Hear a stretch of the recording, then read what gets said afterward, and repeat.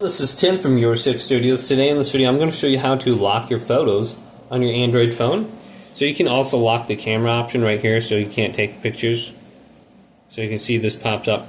So I'm using an app called App Lock Pro, which is very convenient. I can just go to the Google Play Store. Looks like I have to type in my password for this too.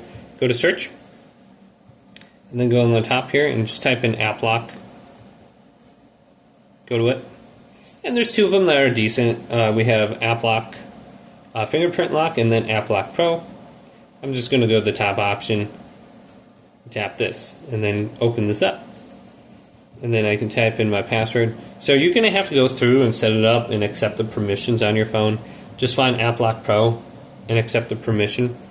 And when you have this set up now, you want to go to the Unlock section, or the Lock section right here. So let's go to Unlock and find any kind of camera app.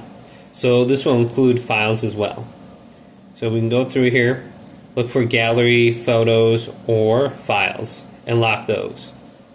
So we can see all these different options. And then you just have to tap this. Maybe for Gmail or Google TV I don't need that locked. Google Home I don't need that locked.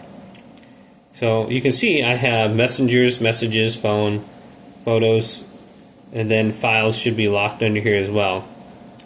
If I don't see it under here as well. So here it is.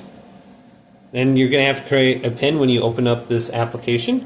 And when I go to this now, yeah, there's some ads on here, but you can just go to the keypad here and unlock it.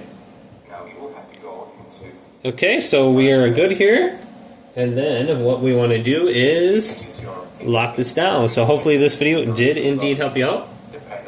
If it did, leave it a big thumbs up and subscribe to my channel down below.